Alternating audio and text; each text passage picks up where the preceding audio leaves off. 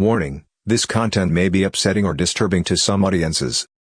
My mother used to punish me for wrongdoing by giving me forced enemas. Have you ever been tortured? Tell us your story.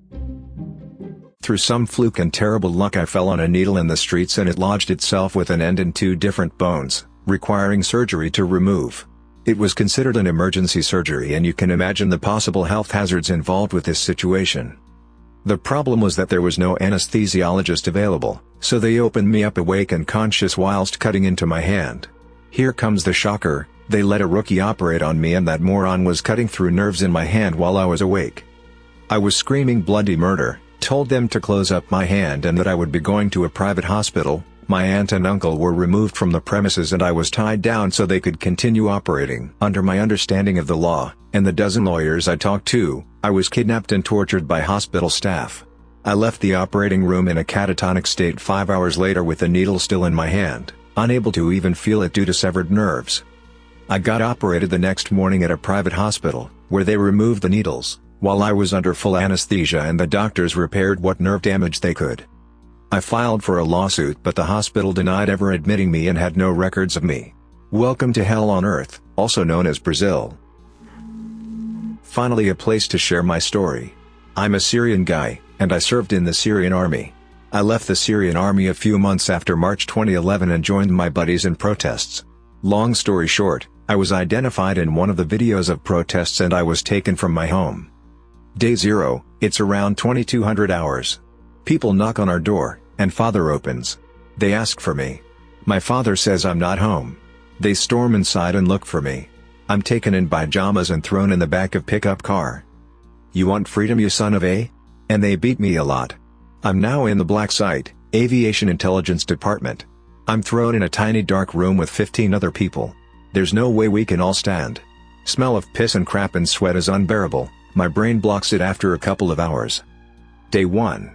I wake up hearing "Where's the soldier spy, son of a?" Arabic.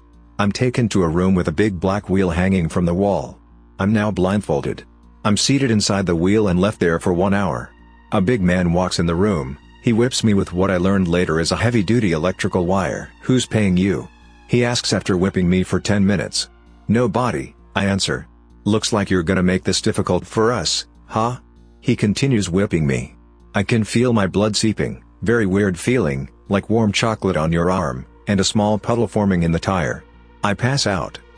Day 2, wake up, you animal. I'm taken to the same room, but this time I'm seated on a chair. No blindfold. My feet are tied to the chair, so are my arms. The same guy walks in and starts hitting me on the shins with a thick stick. The pain is horrible. He did that for 5 minutes. Then he punched me in the face a few times. I lost 2 teeth. "Who's paying you, you?" Something that would take a few paragraphs to explain. I answer, "I swear nobody is paying me. Please let me go."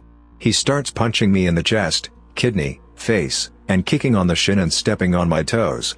One more punch to my face and I pass out. I wake up when 2 men are carrying me back to my cell. Day 3, I wake up in my cell, a 1 by 0.5 meter cell.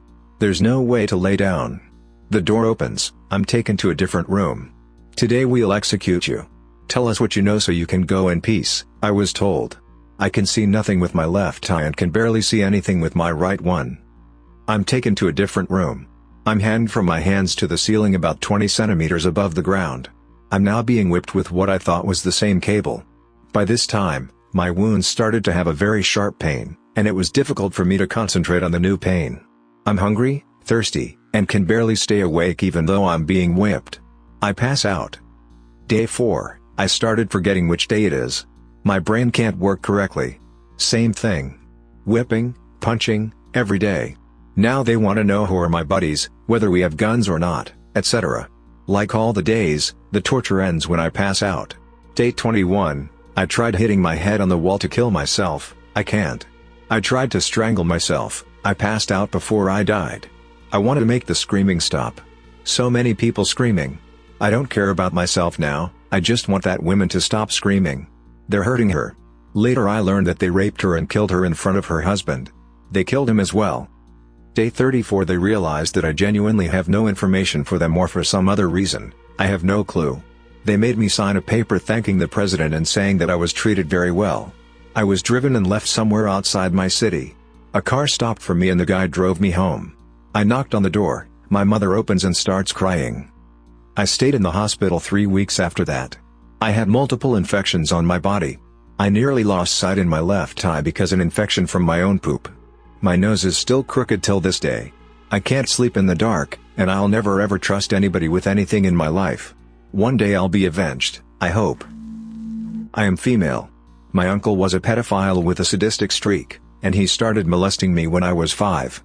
The summer when I was 12, he interrupted me while I was taking a bubble bath in his jacuzzi tub and tortured me by dunking me over and over. When he first came in, I threatened to scream for my aunt, and he told me that she was gone to the grocery store and to please scream as loud as I wanted. I expected him to rape me immediately, but first he washed and conditioned my hair and combed it out. Then he grabbed me by the hair and held me face down in the water that was about 2 degrees short of scalding. My vision started to go black, but I managed to get my foot hooked around the tap. When I flipped myself over, though, I also turned on the hot water. He hit my head against the marble and dunked me again until I started to pass out. He pulled me out, let me take a deep breath, and then dunked me again and again. There is nothing worse than being drowned. I thought I was going to die. I must have stopped breathing completely at some point because when I woke up he was giving me CPR. I coughed up what felt like a gallon of soapy water and then he raped me. My uncle is alive and well. I haven't seen him in 11 years. I pushed it all to the back of my mind for the longest time. I pressed charges when I was 16, and the whole process was hell. I asked to be allowed to testify by a video feed, but the prosecutor refused, saying that was normally only done for children, and insisted that it would do me good to face him. They made me feel like I was weak, when really I was just aware of what I could and couldn't handle. I had terrible PTSD, crippling depression, and anxiety attacks, and all evidence was long gone. Plus I was a wild child as a teen and there were some inconsistencies in my story, especially the parts that happened when I was very young.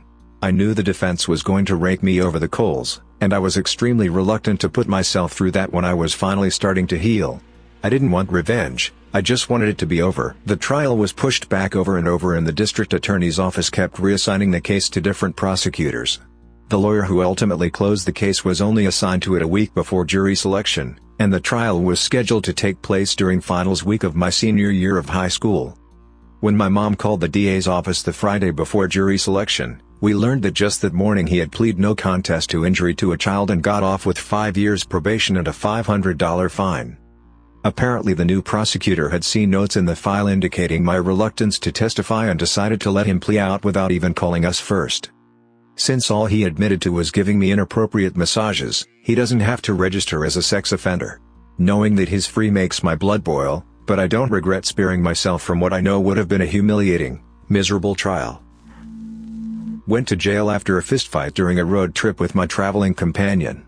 Police shackled my ankles through the cell bars at the foot of the bench, shackled my hands together and took a weightlifting belt that they looped between the handcuffs and a bar a couple feet beyond the other end of the bench. They tightened the belt as much as they could so I was stretched enough that most of my weight was suspended between the bars. They latched the belt and left me hanging for 8 hours. I screamed the whole time, my hands turned purple, then a dark blue. When they released the tension the capillaries in my hands had burst, and I couldn't lower my hands below my heart level without severe pain for days. Both of my rotator cuffs were torn. Charges were dropped. I made an account for this story and it's not one I usually share. I had the fortune of being born in the impoverished former Soviet Republic of Ukraine. When I was 5 in 1997 my tonsils swelled up and I had severe trouble breathing, and my mother took me to the hospital to have my tonsils removed. I was 5 so I didn't understand so I was relatively calm. This is 90s Ukraine, the equivalent of Great Depression America but worse. While hospitals often had trained and professional doctors certain medical supplies were a rarity including anesthesia. I was taken to a room tied down my mouth pried open and my tonsils were removed. I don't remember how long it lasted, maybe 5 to 10 minutes but at the end I remember I was covered in blood. The experience left me with a massive phobia of dentists. Every time I go to the dentist I'm on Valium and even then I'm shaking and sweating uncontrollably. It's not something I usually share because in America this kind of stuff only happens in Eli Roth films. While I remember some specific painful details you'll have to forgive me because they are not easy to reimagine or write down. In first grade, I was just shy of 6 and started kindergarten early, My teacher found a textbook that someone had written my name in, repeatedly with a crayon. It was clearly the writing of a child, my name written a half dozen times, from top to bottom on the inside back cover. My teacher accused me of doing it, but I had not. The more she accused me, the more I denied. The more I denied, the angrier she became. Soon she was screaming in my face, swearing at me, demanding that I confess, but I refused. We were sitting at the kind of desk where the top opens to reveal a storage area underneath for notebooks, pencils, etc. She told me to get my things out of the desk as I was to go to the principal's office. When I reached inside, she slammed my arms with the desktop, then asked if I was ready to confess. I refused, so she told me to get my things again. I didn't want to get my arms slammed again, so I refused. She demanded I get my things, and I continued to refuse. She became so angry she grabbed my arm, lifted the desktop, stuck my hand inside and slammed the top again. She repeated this about a dozen times, asking between each slam if I was ready to confess. I never did confess, and she eventually stopped when a number of other kids started crying. I told my parents what happened when I got home from school. There was a big stink at school the next day. I had to tell the story of what happened to a number of people. I never saw the teacher again. It really wasn't me who wrote in the book. I was tied up in a house fire. My former husband was extremely mentally and physically abusive. I was leaving him and he decided that if I was going to leave, we were all going to go. I ended up escaping. I was tied to a chair, after he passed out from the flames. He and the dog died in the house, which was burnt to the ground. The only thing that got me through it was knowing that he was trying to kill me. I was able to seek help properly. I think about it every day. When I was really young, over a period of years when I was 5 to 8 years old, my mother used to punish me for wrongdoing by giving me forced enemas.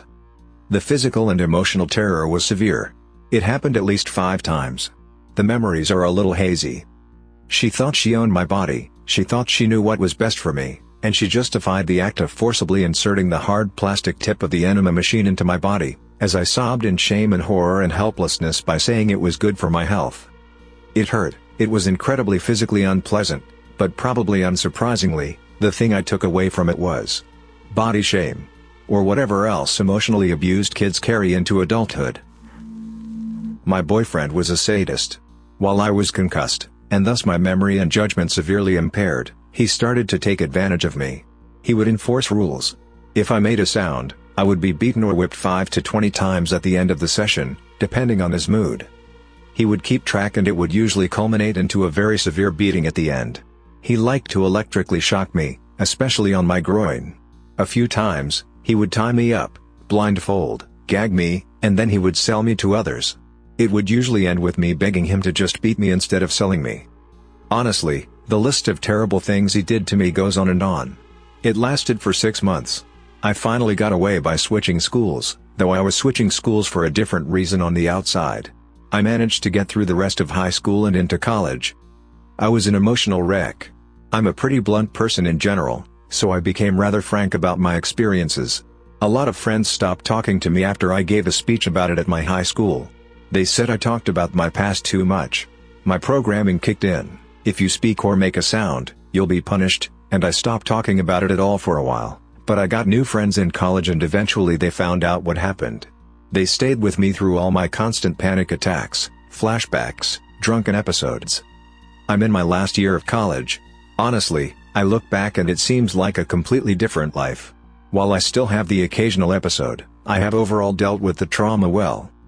My psychologist says I have an overly logic nature, which actually greatly aided in my overall recovery. I have a boyfriend. We have taken things very slow, he knows everything. He's the best thing to happen to me.